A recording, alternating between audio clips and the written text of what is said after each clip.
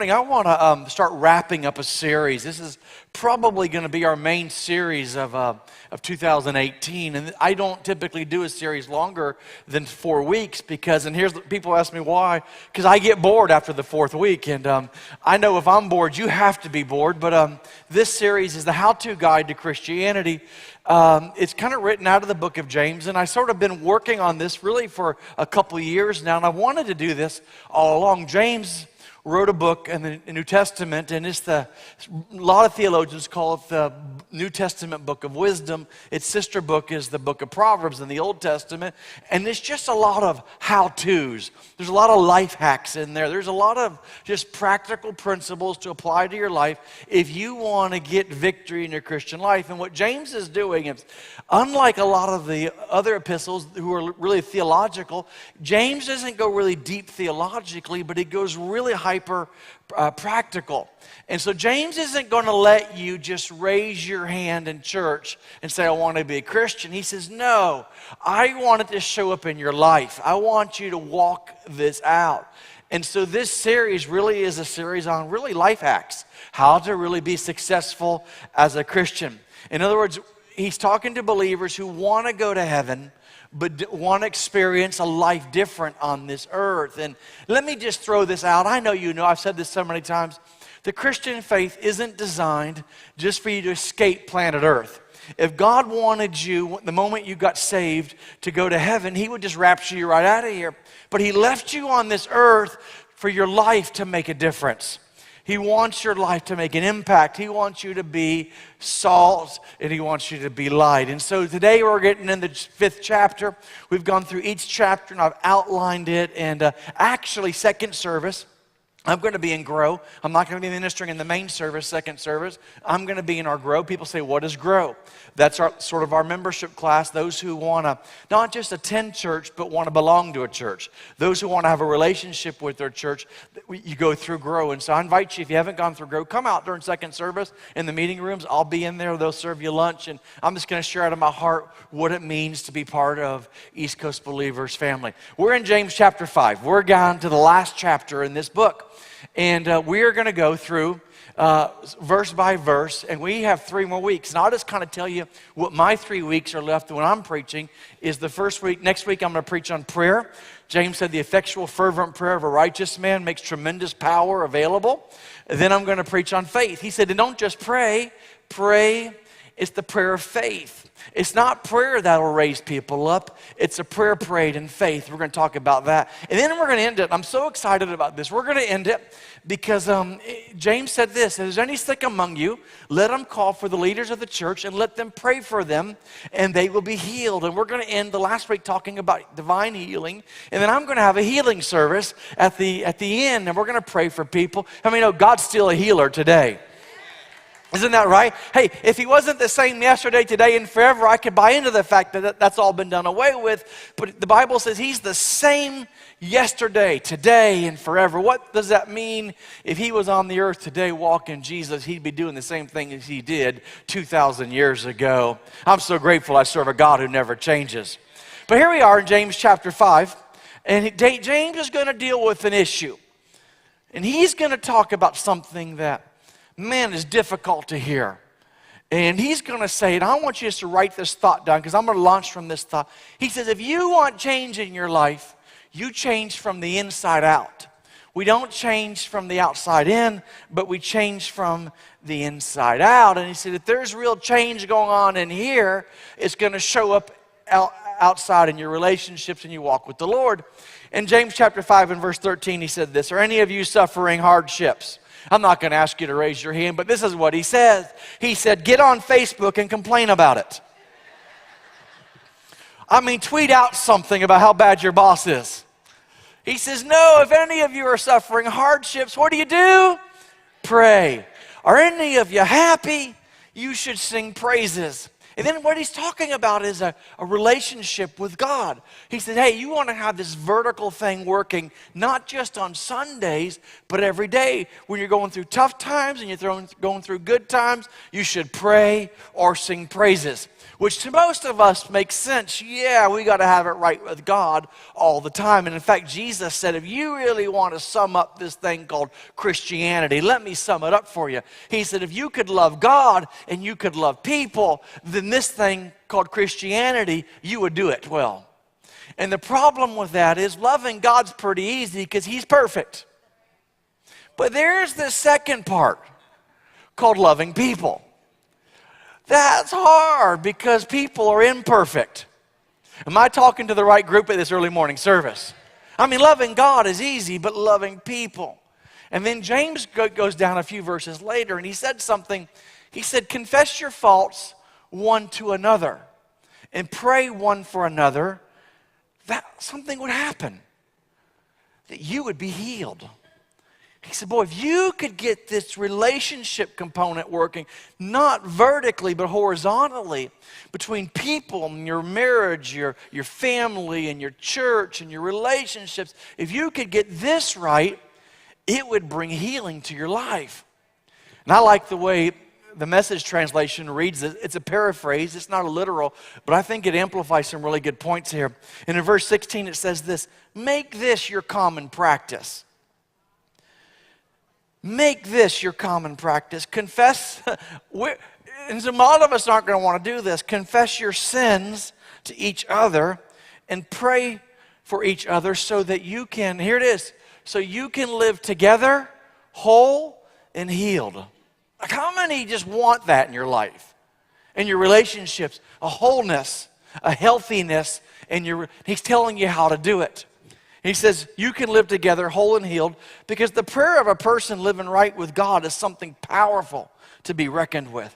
Elijah, for instance, human just like us, prayed hard that it wouldn't rain and it didn't. Not a drop for 3.5 years. Then he prayed that it would rain and it did. The showers came and everything started growing again. My dear friends, if you know, he's talking about this horizontal thing. He ends the book this way. My dear friends, if you know people who have wandered off from God's truth, don't write them off. Come on, how many, let's just be honest, the church, we haven't been really good at this one. We've just kind of messed this one up. And James, holding true to form, he does not hold back. He goes right after it. And he said, hey, if people have messed up, don't write them off. Go after them. Get them back. And you will have rescued precious lives from destruction and prevented an epidemic of wandering away from God. Period. That's the end of the book. You know, a lot of the other epistles, like ones that Paul wrote or Peter wrote, they always end with things like grace and peace and love and hey, don't forget to tell Timothy I love him. And hey, take John Mark and bring him with you. He's profitable to me for the ministry. And tell everyone I said hi. James just goes, period, end of story. Get to work. Talking about relationships. And I think, when I wrote this, I think people really want to be whole and healed in their relationships. And so I want to break this down because this is where we struggle. We don't really struggle in our walk with God necessarily. Maybe we have some disciplines we have to work out, but that's pretty good. We just struggle this way. And James deals with it. In fact, he ends the book talking about it.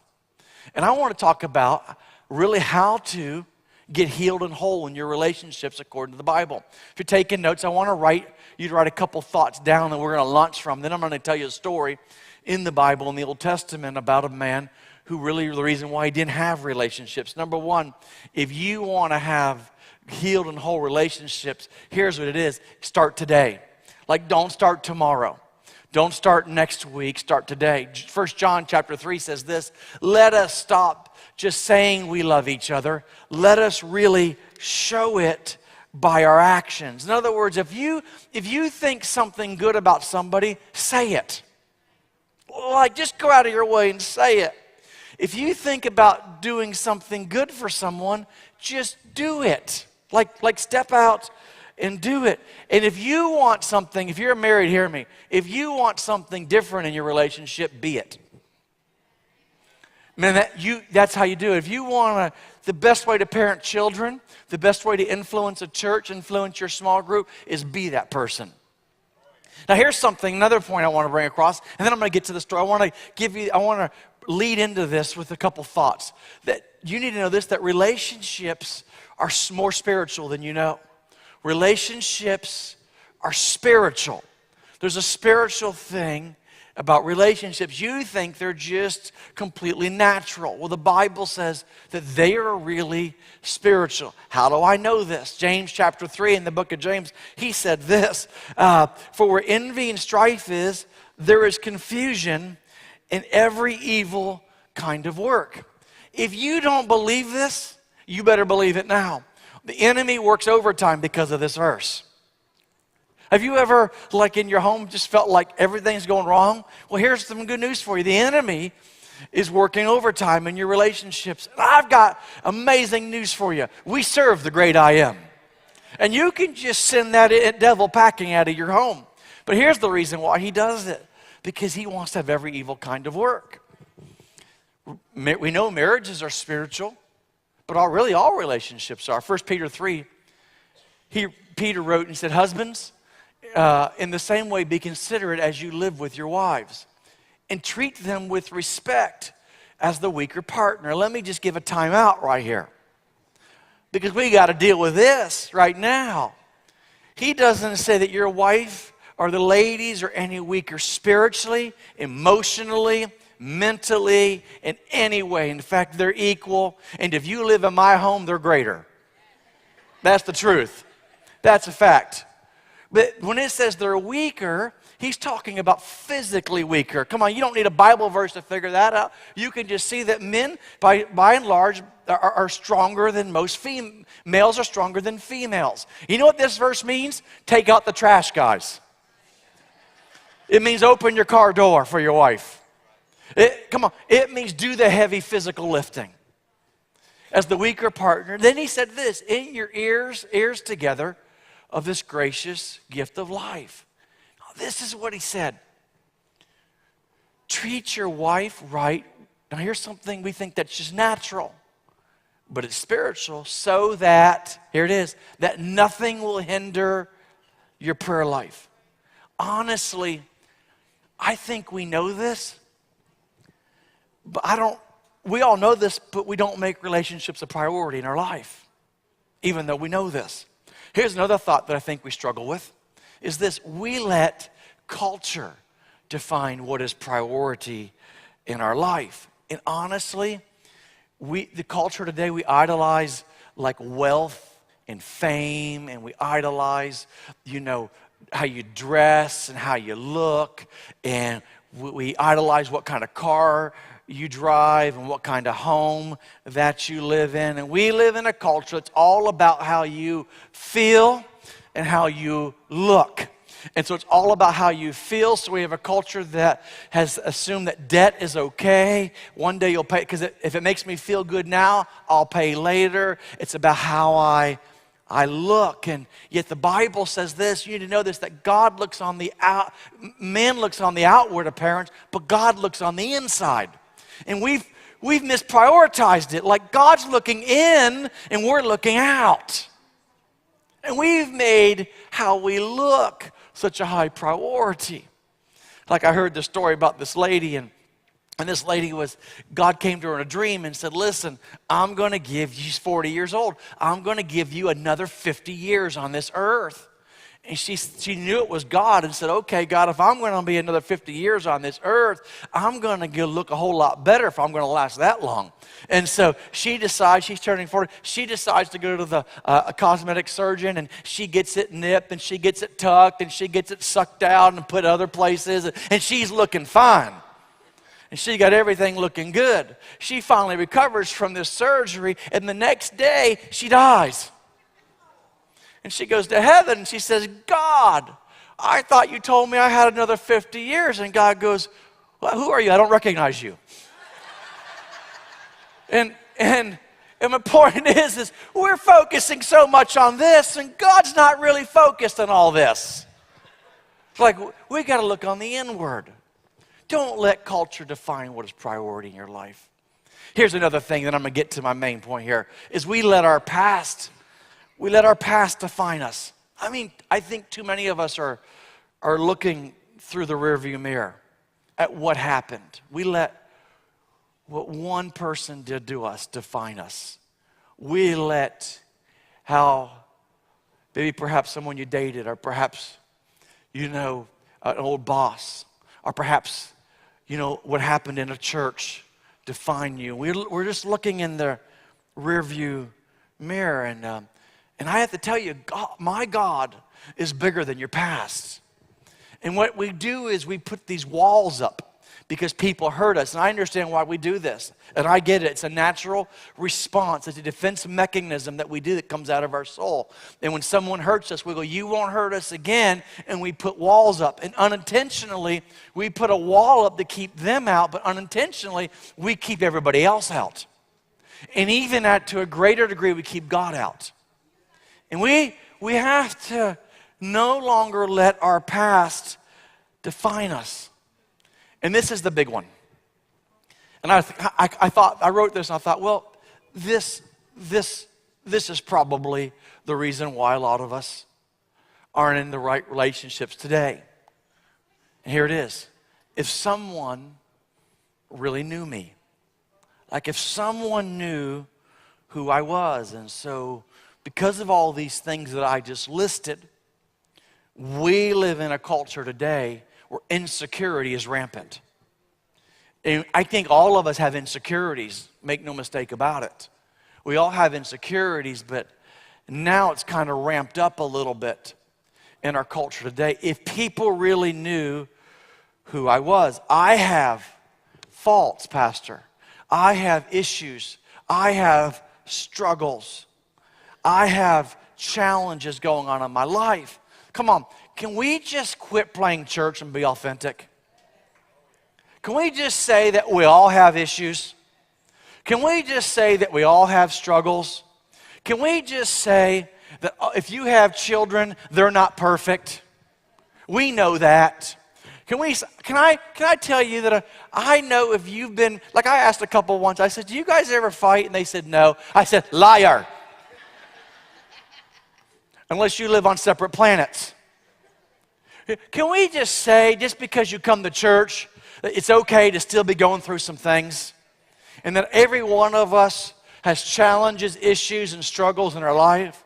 I love the old C.S. Lewis quote. I use it oftentimes. He said, friendship is born at the moment when you say, what? You too? And I think I put all these together of things, the reason why our relationships aren't healed and whole. Wrong priority, our past, our insecurities. And I wanted to go to the Old Testament and read a story to you out of the book of Judges. And it's the story of Gideon, which really has inspired me to write this new series that we're going to be sharing in the spring. And it's probably going to be a long series as well. And I really got with our team, and I'm working on it and talking with them. And we're going to call it Divine Mentor. And there's a book in the bookstore by Wayne Cadero, one of the best books I've ever read, about divine mentors. Like there's people in the Bible that have gone ahead of us. Abraham, whether it be David. I mean, if you struggle with lust, and if you struggle with keeping your eyes on the right, David dealt with that. If you struggle with insecurities, I mean, come on, Sarah dealt with that. And if you struggle with waiting on timing, and you get like, where is God? Noah dealt with that, right? And so we're going to go through some of the Old Testament characters, and we're going to let them mentor us through the first part of 2019. And I'm excited about that series. But here's one that we oftentimes we forget about. Maybe you heard about them when you were going to Sunday school a few years ago. But this is the story of Gideon. And it's found in the book of Judges. In Judges chapter 6. And we're going to start reading here in verse 11. And let me set this up for you. The book of Judges is really, and we think of the word judge, we think of judges like in the judicial sense, that we have judges that are in the court of law, and that's really not what the book of Judges is about. And how God had originally wanted to lead Israel was like this. All the other nations had kings. All the other nations had leaders, and Israel said, we want a king and we want a leader like everyone else. And God said, no, you don't need a king. Let me be your king. Let me lead you. And they said no. And so here's what would happen is Israel, God's hand, because he made a covenant with them in Genesis, would be upon them. As long as they would obey God and as long as they would follow God, everything would be going great for them. They would prosper, they would thrive, they would be protected. But then they would mess around with the world. They'd walk away from God's principles, if you will, his laws, and then they would go do their own thing. And when they would do that, God's hand would come off them, and then all of these surrounding nations would attack them. And then they would live in poverty, and they would live in lack, and they would go without. And then they would say, okay, I'll turn back to God. And they'd come back to God, and God's hand would come upon them. They would thrive again. They'd prosper again. And then everything's going good until they decide, I don't need any more of that. Kind of sounds like a lot of us today, the cycle we live in. Like we're doing, as long as we're going to God and everything's great, then we're doing good. But then we kind of get comfortable and we walk away from the principles that God is there. And so here they are. They're in a part of a cycle where they've kind of walked away from God. He's taken his hand off of their nation, and they're getting attacked. And they're getting attacked by the Midianites at this time. And in Judges chapter 6 and verse 11, Gideon had this encounter with the Lord. The angel of the Lord came and sat down under the oak in Ophrah, that belonged to Joash the Abizarite, where his son, here it is, Gideon, and he was threshing wheat in a winepress to keep it from the Midianites. And what's interesting about that is a winepress is underground, and he's hiding. And back in the days when you threshed wheat, you were supposed to do it out in the open. And you're supposed to take this wheat and throw it up in the air, and the kernels would kind of fall down, and all the other stuff would sort of just float away and be blown away. All the chaff and all that, and the good stuff would float. But Gideon's hiding.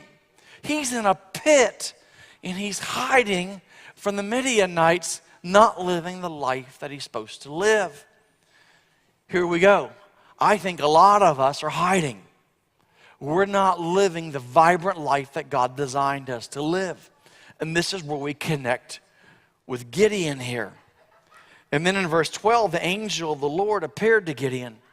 He said, the Lord is with you, mighty warrior. And in other words, God said, I see something in you. I know you're hiding, and I know you look weak, and I know you look wimpy, and I know you look sorry, and a poor excuse, but I see a mighty warrior in you. Another translation says, I see a mighty hero in you. In other words, God saw something in him while he's in the pit. Verse 13. But sir, Gideon replied, if the Lord is with us, why has all this happened to us? Really, God? Like if I'm a warrior and you're really with us, then why has all this happened? To which I think it's okay to say, then, hey, come on. If God's so good, then why is all this happening and I'm a Christian? Could we be honest and say that happens sometimes to all of us? And Gideon said, where are all his wonders that our fathers told us about when they said, did not the Lord bring us out of Egypt? But now the Lord has abandoned us and put us in the hand of Midian. He's just being honest and said, really, God? Verse 14, the Lord turned to him and said, go, and the strength you have, and save Israel out of Midian's hand. Am I not sending you? But Lord, Gideon asked, how can I save Israel? My clan is the weakest in Manasseh, and I am the least in my family. This is what he's saying. He's saying, God, you got the wrong guy, because not only are our nation weak, but we're the smallest tribe of all of Israel. And to be honest with you, I'm the weakest one out of our whole tribe. I get this. Come on, I'm going to tell you the truth. I was a C student in college. I graduated. Now, I went to school with my brother, my older brother, Phil. I mean, we went, he graduated 2 years earlier than me in high school, and he decided not to go to college until I graduated high school. So we took the same major all the way through college, a degree in finance. And not many people know this, but I almost quit school because of accounting. I was done. I was going to quit and give up on it because I couldn't pass accounting. Now, here's the truth of the matter is, my roommate, Jeff, he's here. Where you at, Jeff? Raise your hand. I think I hear your voice. Jeff's way in the back, and he's a D student. And so I was right in the middle. But my brother, Phil, he was an A student. And he didn't study. He never studied. He just went to lectures, and he just knew stuff. And he would just ace tests. And I would study, and I would make effort, and I'd put myself all in, and I could barely get by. And I remember, truthfully, at graduation, I mean, all you people that graduate magna cum laude and summa cum laude and have all your colors on, he had every single color on his head, neck, and Jeff didn't graduate. At least I walked. But I just had a black robe on with a hat on. He had all these colors. And you know, when you start comparing yourself to other people, you can feel the insecurities. And you might not know this about me, but I struggle sometimes in these areas. I always wonder every week, is anybody going to come to church today? And speaking is not my favorite thing to do. I don't really actually like it. You know, I was on staff at a church, and I was the number 2 guy, and I swore that it was the best job I've ever had in my life, just helping serve. And I had a young person ask me once, because I get here early on Sunday mornings. And he said to me, he goes, what do you do on Sunday mornings when you get here so early? I said, well, I have a little room off the hallway by kids area over there. And they put some coffee and little snacks in there for me. And I'll tell you what I'm doing. I'm on my knees talking to God. And I am praying. And he said to me, why? I said, young man, I know myself. I pray and pray and pray and pray because I'm not good enough to lead this church on my own. I really don't have it all together. And I struggle sometimes. And so I can relate to what Gideon's saying. God said, you could do this. And Gideon's like, really? Do you see the situation that we're in? I'm in a pit right now, hiding. And you think I'm going to deliver Israel? We're the least of... It's like my friend who lives in Mississippi. I have one of our trustees of our church, and we were talking about health. And he said, do you know something? He said, America's one of the most unhealthy nations of the world. I said, yes, I know that. He goes, I live in the most unhealthy, are you ready? Unhealthy state in the world, in our nation. He goes, you know what that makes me? He said, that makes me, and he goes, and his city that he lives in is really one of the most unhealthy cities in the state, which is the most unhealthy state in the nation, which is one of the most unhealthy nations of the world. He said, I live in the most unhealthy place in the entire world. I understand that. That's what Gideon's saying here. And notice what God said to him. He said to him, and here's where the struggle is in verse 14. God said, I'm the least. And the Lord answered, I'm going to be with you, and you will strike down all the Midianites. And here, notice this phrase. Put the next part up, together. He said, you're going to do this together. And then they did. And I want you to notice that phrase, together. Then we read the end of the story. It says, and Gideon built an altar to the Lord there and named it Yahweh Shalom. Which, you know, if you're a Hebrew scholar, I'm not much of one, but I can click on a computer program and figure out a couple words. Yahweh Shalom means the God of peace, but the literal translation is the God of nothing missing in your life and nothing broken in your life. Which made me think of what James wrote, that you would be healed and whole together. And I just want to, with the 8 minutes I have left with you, I want to give you 3 takeaways of how to have nothing missing, and nothing broken in relationships. When it comes to this, and you have to work through this issue of insecurity. Most of all, relationship issues are birthed out of insecurities. And if we were secure in really who we were, then we wouldn't have a lot of the issues that we have. And so the question comes up, how do I get to have nothing missing, nothing broken in my life? 3 things, here we go. If you're taking notes, this is the 3 things I want you to get. Number 1, if you want to get this right, if you're going to get other relationships right, you have to, number 1, view God correctly. You have to have a good, correct view of God. Some of us view God as an awful God, that God is mean and that God is mad and that God is out to get you and He's never satisfied, and no matter how much you do, He just wants more, and that you got a picture of God. Maybe I had this picture of God when I was raised in denominational Christianity, that He was sitting on a throne and He had a big long white beard because He's like 1 billion years old, and He just kept growing, and He has this rod and this staff, and the minute you do wrong, kaboom, cancer, disease, poverty. I'm going to get your attention by whacking you on the head. And we've preached that in churches because of the shepherd carries the rod and the staff. But let me just tell you something. The rod and the staff are never for the sheep. The rod and the staff was for the wolves.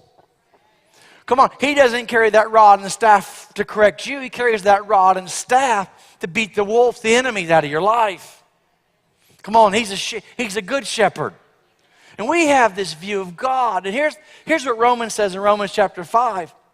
Is maybe you believe this lie that God's waiting for you to mess up and He's going to get you. And I want to tell you something. Religion has lied to you if you believe that.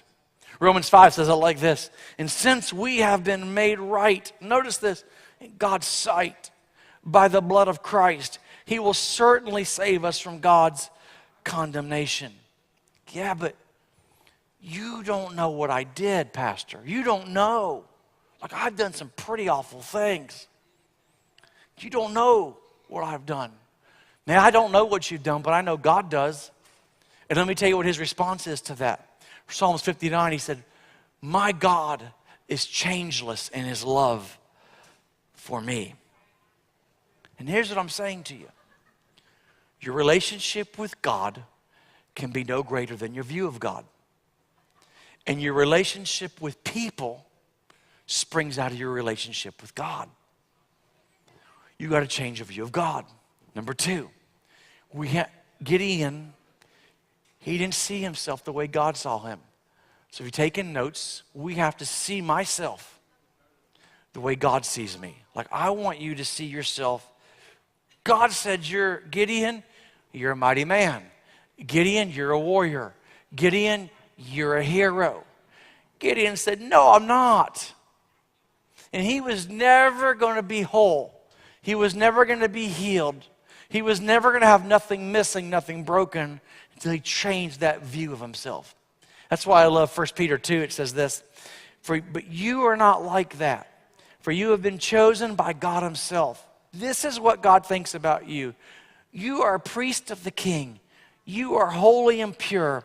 You are God's very own. All this so that you can show to others how God called you out of darkness into His wonderful light.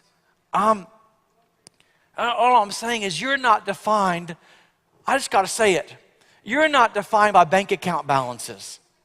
You're not defined today by how you dress. You're not defined by what car you drive. You're not defined by how many degrees you have. You're not defined, let me just say it, you're not defined by how much Bible verses you have memorized or even how much you give. You're defined by Jesus Himself. You're sons of God, not because of what you've done, but because of what He's done. And I just think you need to know this, that God is saying, I'm proud of you. That's what He said. You're chosen people. You're holy, pure. You're priests. You're kings. I'm proud of you. This is why today we launched small groups. And One of the small groups that we do is called the Freedom Group. That always fills up fast. And so thank God you come to first service so you can get those first. But everyone should go through a Freedom Group. And you just start defining who you really are in God's sight. Because if you can get that figured out, it'll change everything else in your relationships. You know, my dad was a pastor for years. I didn't serve the Lord when he first started pastoring, and he pastored, and now he's turning the church over to my sister, and wonderful church they've established and really impacting the region. And my dad would always say this. He would always say, you know, Norm, he said, I believe with every generation there's a marked improvement. There's a marked improvement, and you're going to go twice as far as I've ever dreamed of going. He would tell that to me. And someone would say to him, man, your kids, my one brother's a missionary, my other one's a pastor, and my sister, they've got a huge youth ministry. It touches the globe. And someone would say, hey, Tom, Patty, man, you must be proud of your kids. He goes, well, I expected it. With every generation, God always does a double. And you know what you do? I never believed that my whole life. I never believed it my whole life about that. But you know what happens? You rise to that level of expectation. That's why I always tell my kids every day. I mean, not once a day, 3 times a day. When I text them, you can see it. I always end with, I am proud of you. Even when young people from our church come over and visit, they'll come over and eat our food and don't clean up after themselves. And I always leave and say, hey, guys, have fun. I'm proud of you. Someone says, well, what if they do something you're not proud of? Well, that could be, but I'll tell you this. They'll always remember those words echoing in their ears that I'm proud of, and they will rise up to that. And we just got to see ourselves the way God sees us. Let me tell you the end of the story, and then we're done. Here's Gideon, wrapping it up. It says in verse 2, next chapter 7, verse 2. They had all that encounter. Gideon buys into it. Nothing missing, nothing broken. I'm going to have a right view of God. I'm going to view myself correctly. God says, hey, one more thing I want to take care of. And this is really what I wanted to kind of drill down in. And I only have 2 minutes left with you. And I'm going to drill down into this one thought, and here it is. The Lord said to Gideon, and I think this could be for all of us. He says, you have too many warriors with you. I think he said, you got maybe too many people around you. Or better said, maybe you have the wrong people around you. He said, if I let you fight the Midianites, the Israelites will boast in me that they saved themselves by their own strength. Therefore, he says, tell the people, whoever is timid or afraid may leave this mountain and go home. So 22,000 of them went home. Which for us, it'd be like, what's going on with all my friends? Well, maybe there's a separation for your good. And there was 10,000. Only 10,000 were willing to fight. But the Lord told Gideon, hey, man, there's still too many. Bring them down to the spring, and I will test them to determine who will go with you and who will not. I love that phrase. He said, I want people who are going to go with you. And there are some people in your life who are not going to go with you where you're going. God said, hey, it's time to make some changes. It's time to make some cuts. Because we want, and I'm just trying to come out of my heart and talk. James said, I want you healed and whole together. I want nothing missing, nothing broken in your life. He says, when Gideon took his warriors down to the water, the Lord told him to divide them into 2 groups. And one group put all those who cup water into their hands and lap it up with their tongues like dogs. And the other group put all those who kneel down, drink the water with their mouths in the streams. Only 300 of the men drank from their hands. All the others got down on their knees and drank the water with their mouths in the stream. And the Lord told Gideon something. With these 300 men, you could almost say it like this. With this small group, with the right people around you, get rid of the wrong ones. Because you got all this whole list of things we struggle with in our culture. Come on, let's just be honest. We got lists of comparison, insecurity, what people think about us, wrong priorities, wrong views of ourselves, our past. We know the problems. I listed them just to share them with you, to bring them to your remembrance. But He said, hey, with your small group, I will rescue you and I will give you victory over the Midianites. I just love this phrase, send all the others home. And I don't know, man, like maybe it's time to get some wrong people out of your life. Here's my last point, and this is it. Get around the right people. That's all that God was telling Gideon. Get around the right people. Because right relationships help define us, who we are and what we become. That's why James said, confess your faults one to another. James was saying, if you could find a place of safety, and if you could find a place of healing, then you could be healed. If you could find a group of people that want to go the same way where you're going, that aren't going to judge you, that aren't going to criticize you, and if you got problems, you got issues, and you got struggles, they're going to keep it between you, them, and the Lord. He said, if you could do that, you could be healed. You could be whole together. If I could, I would do this. I would almost beg you. I just met with a group of leaders this morning in another room before we had service. Room full of leaders who are wanting to help us. I would beg you to get in a small group. I'm just going to throw it out there and say it because you're not going to like hearing this.